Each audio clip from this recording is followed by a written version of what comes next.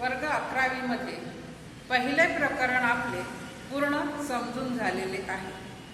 त्या प्रकरणाचा हा आता आपण थोडक्यात सारांश किंवा आढावा बघू। पहिल्या प्रकरणाचं नाव आहे आपलं वस्त्रशास्त्राचा परिचय। वस्त्रशास्त्राचा परिचय करून घेताना या विषयामध्ये आपण पहिल्या प्रकरणामध्ये काही महत्त्वाचे विषयाच्या संदर्भातील मुद्दे अभ्यासले। त्यातला पहिला होता वस्त्रशास्त्राच्या अभ्यासाचे महत्त्व। तर वस्त्र किंवा कापड हे आपल्या दैनंदिन जीवनाचा अविभाज्य भाग आहे। ह्या वस्त्राची खरेदी करताना, निवड करताना आणि त्याचा वापर करताना, उपयोग करताना व ते साठवण करताना आपल्याला योग्य पद्धतीने या सर्व क्रिया करता यायला पाहिजे। त्यांच्या गुणधर्मांची माहिती आपल्याला असावी। त्यामुळे वस्त्राची खरेदी करताना आपल्याला मदत होते। वस्त्र खरेदीमध्ये फार मोठ्या प्रमाणामध्ये वस्त्रांचं उत्पादन असल्यामुळे आणि विविधता असल्यामुळे खूपदा आपल्याला अनेक समस्या निर्माण होतात। या विषयाचा अभ्यास केलेला असेल तर त्या समस्या तुम्ही हाताळू शकता किंवा त्या अभ्यासामुळे तुम्ही योग्य वस्त्राची निवड करू शकता आणि वस्त्राची योग्य साठवण आणि काळजी घेतली तर ते वस्त्र दीर्घकाळ टिकतात आणि त्याचा आपण भरपूर उपयोग करून घेऊ शकतो। म्हणून वस्त्रशास्त्राचा अभ्यास करणं आवश्यक आहे, कारण हा आपल्या दैनंदिन जीवनाचा एक भाग आहे। आता हे वस्त्र, हे कपडे यांचा आपल्याला सविस्तर अभ्यास या विषयामध्ये शिकणार आहोत। आपण यामध्ये आपण तंतूंपासून धागे, धाग्यांपासून कापड बनल्यानंतर ते बाजारात येईपर्यंत त्यावर केल्या गेलेल्या प्रक्रिया, अशा सर्व बाबींचा अभ्यास या विषयात आपण अभ्यासणार आहोत आणि हे आपण यापूर्वी बघितलं आहे। त्यानंतर दुसरा मुद्दा आपण घेतला होता वस्त्रतंतूचा उपयोग। आता वस्त्रतंतूचा उपयोग हा विविध ठिकाणी आहे। सर्वात पहिला उपयोग म्हणजे तो आपल्या पेहरावामध्ये जो महत्त्वाचा आणि मुख्य उपयोग आहे। अन्न, वस्त्र आणि निवारा ह्या आपल्या मूलभूत गरजा आहेत। त्यातला वस्त्र ह्याचा उपयोग आपण पेहरावासाठी करतो। पेहरावा व्यतिरिक्त वस्त्राचा उपयोग आपल्या जीवनामध्ये सर्व क्षेत्रामध्ये दिसतो। जसं घरामध्ये विविध वस्त्र आपण घरामध्ये वापरतो, त्यांना म्हणतात गृह उपयोग, म्हणजे घरामध्ये कपड्यांचे उपयोग। यामध्ये अगदी तुमच्या समोरच्या हॉल किंवा लिव्हिंग रूम पासून बेडरूम पर्यंत सर्वत्र कपड्यांचा वापर केलेला आपल्याला आढळतो। स्वयंपाकघर, बैठकीची खोली, झोपण्याची खोली, सर्वत्र पडदे असतात, चादरी आहेत, सतरंजा आहेत, हात धरणे आहेत, हात पुसणे आहेत, पाय पुसणे आहेत, अनेक कपडे आपण घरामध्ये वापरतो, त्याला म्हणतात गृह उपयोग। त्यानंतर औद्योगिक क्षेत्रामध्ये सुद्धा कपड्यांचा भरपूर वापर होतो, त्याला म्हणतात औद्योगिक उपयोग। वैद्यकीय उपयोग म्हणजे दवाखान्यांमध्ये सुद्धा तंतूंचा, कपड्यांचा वापर होतो। मलमपट्ट्या, कापूस वगैरे गोष्टी कपड्यांच्या तिथे, तंतूंच्या तिथे वापरल्या जातात। उद्योगधंद्यांमध्ये दोर, पिशव्या, पोते अशा अनेक गोष्टी वापरल्या जातात। आणि त्यानंतर अवांतर उपयोग म्हणजे याशिवाय सुद्धा भरपूर असे कपड्यांचे उपयोग आहेत। तर असे हे कपड्यांचे किंवा वस्त्रांचे उपयोग आपण यामध्ये सविस्तर शिकलो होतो। त्यानंतरचा मुद्दा आपण घेतला आहे तंतूचे संघटन, म्हणजे हे तंतू कशाचे बनलेले असतात, त्याचं संघटन काय असते. तर सूक्ष्म रेणू जे असतात, या रेणू एकाला एक जोडून त्याची एक साखळी बनते. सर्व तंतूंना रासायनिकदृष्ट्या बहुवारिक शब्द वापरलेला आहे.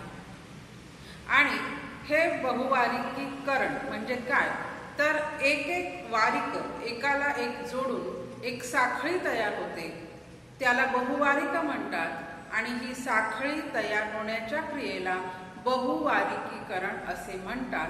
ही व्याख्या आपण बघितलेली आहे. लहान लहान रेणूंची ही साखळी असते. लहान लहान रेणू मिळून एक मोठा रेणू बनतो आणि त्याची ही साखळी असते. एकाला एक असे हे रेणू जोडून जी साखळी तयार होते तिला म्हणतात बहुवारिकीकरण. त्या साखळीला म्हणतात बहुवारिक आणि क्रियेला म्हणतात बहुवारिकीकरण. त्यानंतर यामध्ये आपण काही आणखी महत्त्वाच्या संज्ञा अभ्यासलेल्या आहेत. या विषयामध्ये येणाऱ्या ह्या महत्त्वाच्या संज्ञा आहेत. इथे आपण बहुवारिकीकरण बघितलं.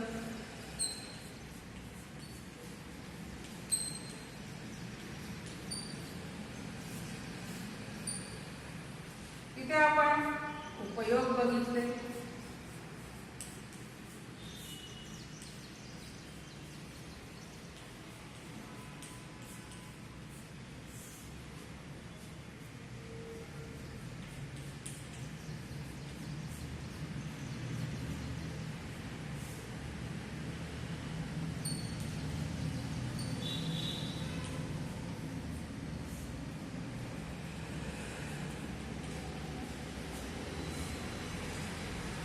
आणि महत्त्वाच्या संज्ञा आपण ज्या बघितल्या त्या म्हणजे आखूड तंतू,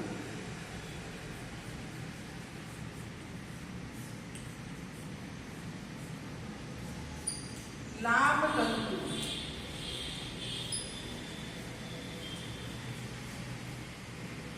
तापसंज्ञाशील तंतू,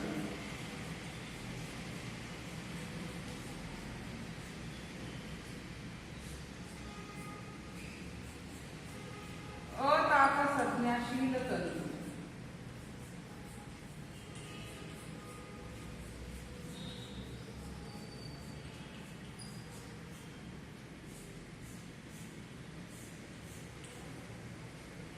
या चार संज्ञा आपण या प्रकरणामध्ये बघितलेल्या आहेत.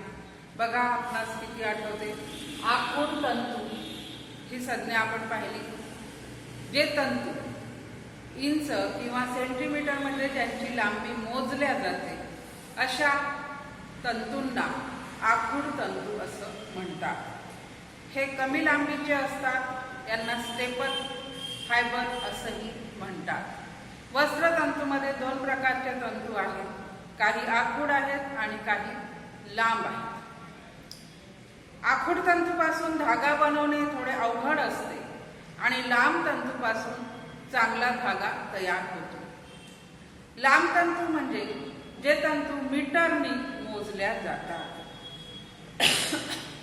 मीटरनी मोजल्या जातात आणि जे लांब असतात, मीटर किंवा यार्ड हे पण एक त्याचं माप आहे मोजण्याचं, तर ह्याची लांबी इतकी जास्त आहे की ते इंच आणि सेंटीमीटरमध्ये मोजता येत नाही.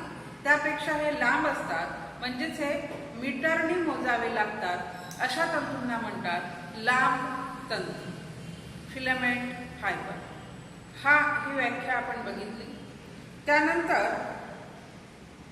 तापसंज्ञाशील तंतू हे सुद्धा आपण बघितलं की जे तंतू उष्णतेने मऊ होऊन लवचिक होतात आणि जास्त उष्णता दिली तर वितळतात, असे तंतू तापसंज्ञाशील तंतू.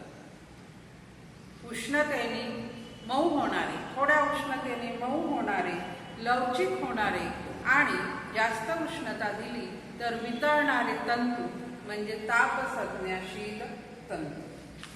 जवळजवळ सर्व मानवनिर्मित तंतू तापसंज्ञाशील तंतू आहेत. त्यातला रेऑन हा त्याला अपवाद आहे. या लांब तंतूंमध्ये सुद्धा सर्व मानवनिर्मित तंतू हे लांब तंतू असतात. यामध्ये नैसर्गिक तंतूमधला रेशीम हा एक लांब तंतू आहे. बाकी सर्व नैसर्गिक तंतू हे आखूड तंतू आहेत. त्यानंतर आपण बघितलं अतापसंज्ञाशील तंतू. हे तंतू उष्णतेने मऊ होत नाही किंवा लवचिक होत नाही, तर उष्णतेने हे तंतू आक्रसून जळतात. त्यांना म्हणतात अतापसंज्ञाशील तंतू. म्हणजे उष्णतेचा यांच्यावर इतका चटकन परिणाम होत नाही की थोड्या उष्णतेने ते मऊ वगैरे नाही होत, पण थोडी जास्त उष्णता दिली तर मात्र ते आक्रसून जळतात. यांना म्हणतात अतापसंज्ञाशील तंतू.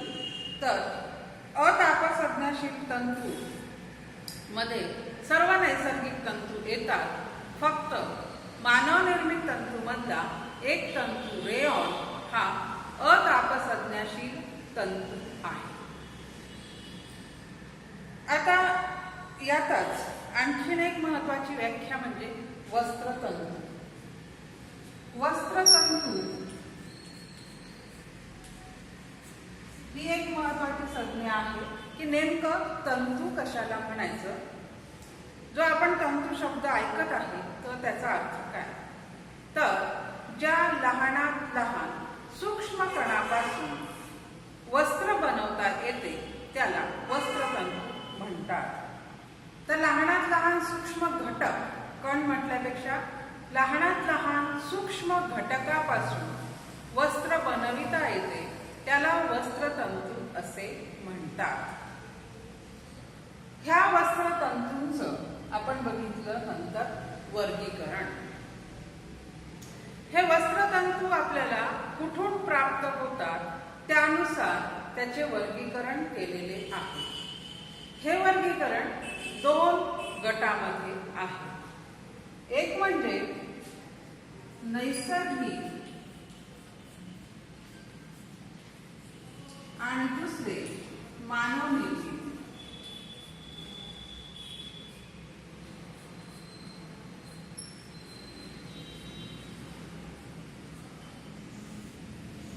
नैसर्गिक आणि मानवनिर्मित तंतू असे दोन गट वस्त्रतंतूंचे आहेत. नैसर्गिक तंतू म्हणजे जे निसर्गामध्ये तंतूच्या मूळ स्वरूपामध्ये आपल्याला आढळतात त्यांना नैसर्गिक तंतू म्हणतात.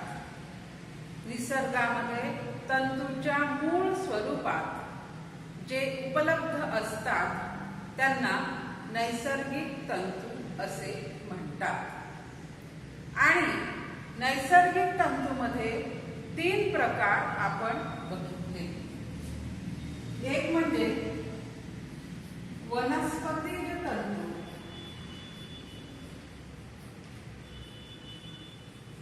याला म्हणतात सेल्युलोजन्य तंतू.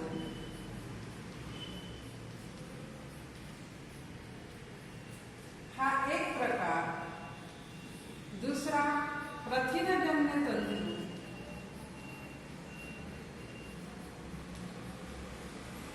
म्हणजेच प्राणीज तंतू.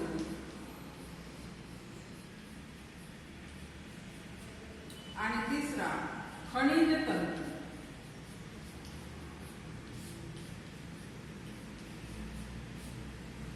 हे आपण प्रकार नैसर्गिक तंतूचे पाहिले. सेल्युलोजन्य तंतू म्हणजे जे तंतू वनस्पतींपासून मिळतात ते सेल्युलोजन्य तंतू.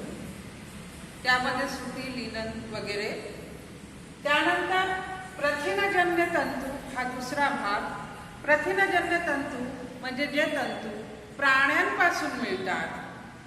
आता प्राण्यांपासून म्हणजे एक तर प्राण्यांच्या शरीरावर नैसर्गिकपणे वाढणारे केस हे वस्त्रतंतू म्हणून वापरले जातात. ज्याच्यामध्ये ज्याच्यामध्ये लोकर किंवा अन्य वैशिष्ट्यपूर्ण केस तंतू आहेत. त्यानंतर तिसरा प्रकार आपण पाहिला होता खनिज तंतू.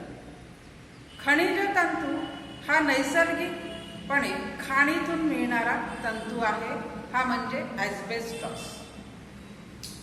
प्राणिज तंतूमध्ये केसांच्या शिवाय एक आहे कीटकाच्या स्त्रावापासून मिळणारा तंतू, तो म्हणजे रेशीम. तर असं नैसर्गिक तंतूचे हे 3 प्रकार आपण बघितलेले आहेत. त्यानंतर बघितले आपण मानवनिर्मित तंतू. मानवनिर्मित तंतू म्हणजे मानवाने हे तयार केलेले आहे. याची व्याख्या अशी होते की निसर्गामध्ये तंतूच्या स्वरूपात उपलब्ध नसणारे, तंतूच्या स्वरूपात निसर्गामध्ये उपलब्ध नसणारे नैसर्गिक किंवा कृत्रिम पदार्थाच्या साह्याने निर्माण केलेले तंतू, मानवाने उत्पादित केलेले तंतू म्हणजे मानवनिर्मित तंतू. म्हणजे हे तंतूच्या स्वरूपात कुठलाही घटक न वापरता ते कृत्रिम पदार्थाच्या साह्याने किंवा निसर्गात उपलब्ध नसलेल्या तंतूच्या साह्याने हे बनवल्या जातात. थोडक्यात काय तर मानवाने बनवलेले तंतू जे रसायनांचे असतात किंवा त्यात एखादा नैसर्गिक घटक वापरलेला असतो, पण तो तंतूच्या स्वरूपात नसतो, तर त्याला म्हणतात मानवनिर्मित तंतू. मानवनिर्मित तंतूमध्ये 2 प्रकार आपण बघितले, तापसंज्ञाशील तंतू आणि अतापसंज्ञाशील तंतू. ज्याच्या आपण व्याख्या बघितल्या ते 2 वर्ग मानवनिर्मित तंतूमध्ये आहेत. त्या तंतूंवर उष्णतेचा कसा परिणाम होतो यानुसार हे वर्गीकरण आहे. त्यानंतर आपण बघितले वस्त्रतंतूचे गुणधर्म. वस्त्रतंतूचे गुणधर्म म्हणजे काही असे गुणधर्म जे तंतूंमध्ये असतील तरच त्या तंतूंचा धागा बनतो, त्यांना म्हणतात प्राथमिक गुणधर्म.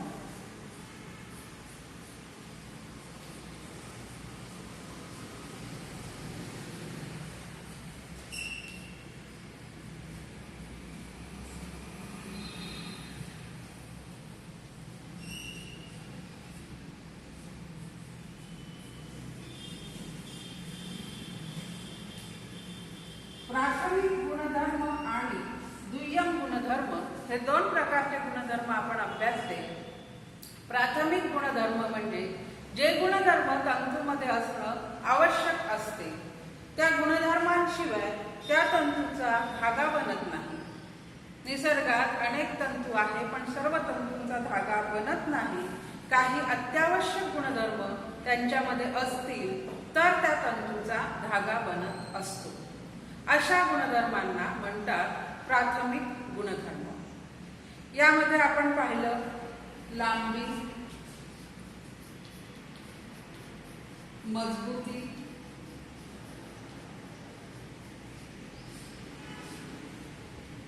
लवचिकता,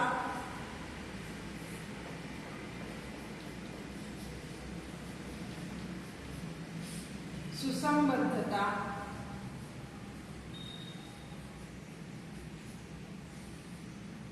आणि समानता.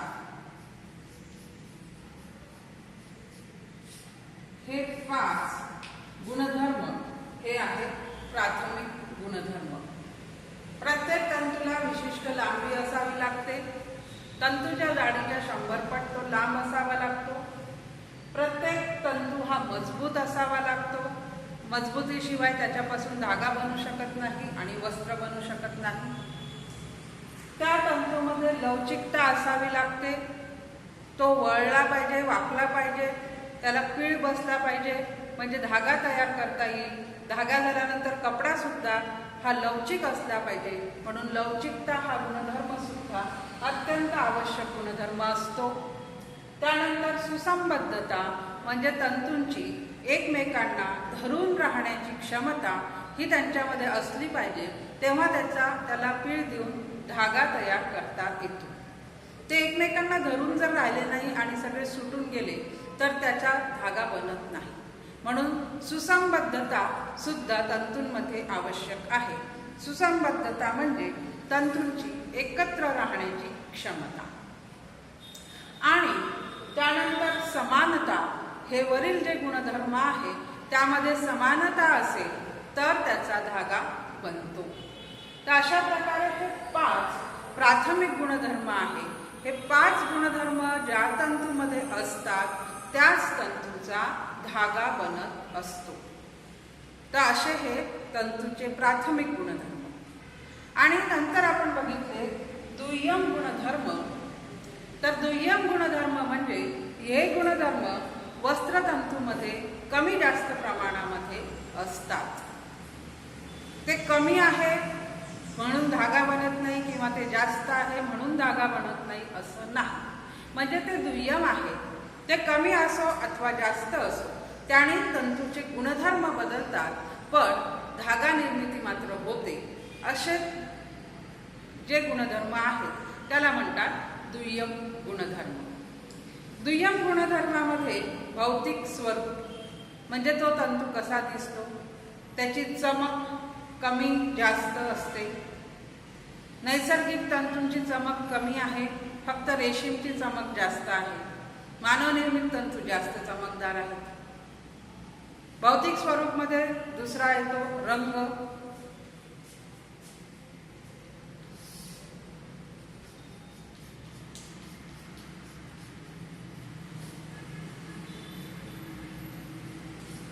यामध्ये चमक, रंग आणि पोत हे 3 येतात.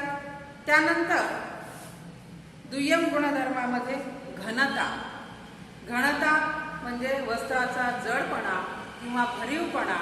काही तंतूंची घनता उच्च आहे, काहींची निम्न आहे, कमी आहे. घनता कमी असेल तर वस्त्र वजनाला हलकं असते त्या तंतूचं बनलेलं, आणि घनता जर उच्च प्रतीची असेल तर त्या तंतूपासून बनलेलं वस्त्र वजनाला जड असते. हा दुय्यम गुणधर्म झाला. त्यानंतर तन्यता, तंतू ताणले जाणे. काही तंतू हे जास्त ताणले जातात, काही तंतू कमी ताणले जातात. ताणल्या गेल्यानंतर ते तंतू मूळ स्थितीमध्ये येतात किंवा आहे त्या ठिकाणावरती राहतात. तर तन्यता ही बहुधा मानवनिर्मित तंतूंची जास्त आहे आणि नैसर्गिक तंतूंची कमी आहे. चुणी विरोधकता, त्याच्यानंतरचा एक गुणधर्म चुणी विरोधकता. चुणी विरोधकता म्हणजे ज्या तंतूमध्ये चुण्यांना विरोध करण्याची क्षमता जास्त असते त्या कपड्यांना चुण्या वळ्या कमी पडतात, कमी इस्त्री करावी लागते. काही कपडे खूप चुरगळतात म्हणजे त्यांची चुनी विरोधकता कमी आहे, त्यांना वारंवार इस्त्री करावी लागते. हाही झाला दुय्यम गुणधर्म. काही वस्त्र चुण्यांना विरोध करतात आणि काही तंतू करू शकत नाही. साधारणपणे मानवनिर्मित तंतू हे जास्त चुनी विरोधक आहेत आणि नैसर्गिक तंतूची चुनी विरोधकता कमी आहे. त्यानंतर आणखीन एक दुय्यम गुणधर्म म्हणजे आर्द्रता शोषकता. काही तंतू जास्त आर्द्रता शोषून घेतात, त्यामुळे ते आपल्याला वापरायला सुद्धा सुखकारक वाटतात, कारण ते शरीरावरचा घाम शोषून घेतात. काही तंतू कमी आर्द्रता शोषक असतात, ते लवकर सुकतात, वाळतात. तर साधारणपणे मानवनिर्मित तंतूंची आर्द्रता शोषकता सुद्धा कमी असते. हा झाला दुय्यम गुणधर्म. त्यानंतर उष्णतेसंबंधीचे गुणधर्म आपण बघितले. त्यामध्ये एक म्हणजे उष्णतेचा परिणाम. वस्त्र धुताना गरम पाणी वापरायचे नाही वापरायचे याचा अभ्यास या परिणामामध्ये होतो, किंवा कपड्याला इस्त्री करताना किती तापमानापर्यंत तो तंतू उष्णता सहन करू शकतो याचा अभ्यास या गुणधर्मामध्ये होतो. उष्णतेच्या परिणामामध्ये काही कपड्यांना आपण बघतो गरम पाणी वापरलं तर ते अधिक स्वच्छ होतात. काही कपडे गरम पाणी वापरल्यामुळे त्यावरती वळ्या सुद्धा पडतात. म्हणजे मग या तापमानाचा तंतूवर काय परिणाम होतो इथे याचा अभ्यास होतो. तंतू जळताना त्यांचं राख कशी निर्माण होते, कशी दिसते, त्याचा वास कसा येतो हे सुद्धा इथे अभ्यासले जाते. त्या जळण्यावरून सुद्धा आपण तो कोणता तंतू आहे हे ओळखू शकतो. एखादा कापड इस्त्री करताना इस्त्रीला चिटकते आणि त्याच तापमानाला दुसऱ्या कपड्याला चांगल्या पद्धतीने कडक इस्त्री होते. याचा अर्थ तंतूची उष्णता सहन करण्याची क्षमता वेगवेगळी आहे. तर ह्याचा अभ्यास या परिणामामध्ये होतो. नंतर आहे उष्णता वाहकता. उष्णता वाहकता म्हणजे उष्णता वाहून नेण्याची तंतूची क्षमता. काही तंतू हे चांगले उष्णता वाहक असतात. ते शरीरातून उष्णता वाहून वातावरणामध्ये सोडतात. असे कपडे उन्हाळ्यामध्ये घालायला आरामदायक वाटतात. काही तंतूची उष्णता वाहकता ही कमी असते, त्यामुळे ते घाम शोषून उष्णता वाहकता कमी असते, त्यामुळे ते हिवाळ्यामध्ये उबदार वाटतात. तर असं प्रत्येक तंतूची उष्णता वाहून नेण्याची क्षमता वेगवेगळी असते. त्यानंतर आपण पाहिले जैविक गुणधर्म म्हणजे सूक्ष्म जीवाणूंचा आपल्या कपड्यांवर, आपल्या तंतूंवर काय परिणाम होतो. आणि या परिणामाचा अभ्यास केला की आपल्याला वस्त्रतंतू कसे साठवून ठेवायचे याच्याबद्दल ज्ञान मिळते. याच्यामध्ये असतो एक बुरशीचा परिणाम. काही वस्त्रतंतूंना, विशेषतः सेल्युलोजन्य तंतूंना बुरशीमुळे हानी पोहोचते. जर ते तंतू दमट वातावरणामध्ये आपण ठेवून दिले तर त्यावरती बुरशी येते. आणि दुसरा एक असतो कसर किंवा कीटकाचा परिणाम. तर प्रथिनजन्य तंतू जे आहे त्यावरती कीटक किंवा कसरचा परिणाम होतो. ती कसर किंवा हे सूक्ष्म कीटक या तंतूला खातात, म्हणजे त्यातले प्रथिन ते खातात आणि तिथे छिद्र पडतात. तर वस्त्राची साठवण करताना ते कसे ठेवावे या दृष्टिकोनातून हा गुणधर्म आहे. तर अशा प्रकारे वस्त्रतंतूंचे विविध गुणधर्म ज्या वेळेला आपण अभ्यासतो त्यावेळेला आपल्याला वस्त्रतंतूची योग्य काळजी घेता येते. ते योग्य पद्धतीने धुता येतात, योग्य इस्त्री केल्या जाते, योग्य साठवण केल्या जाते आणि त्याची काळजी घेतली की त्या वस्त्राचं, त्या कपड्याचं दीर्घकाळ तो टिकतो, त्याचं आयुष्य वाढतं. म्हणजे मग आपल्याला या सर्व गुणधर्मांचा अभ्यास केला तर वस्त्राची खरेदी, निवड आणि निगा ह्या तिन्ही गोष्टीमध्ये आपल्याला फायदा होतो. तर असा हा वस्त्रशास्त्र विषय आहे जो आपल्या दैनंदिन जीवनामधला महत्त्वाचा भाग आहे आणि त्याचा अभ्यास जर आपण केला तर आपल्याला निश्चितच भरपूर फायदा होणार आहे. असा हा पहिल्या प्रकरणाचा आपण थोडक्यामध्ये सारांश किंवा आढावा बघितलेला आहे. यानंतर आपण दुसरं प्रकरण सुरू करणार आहोत.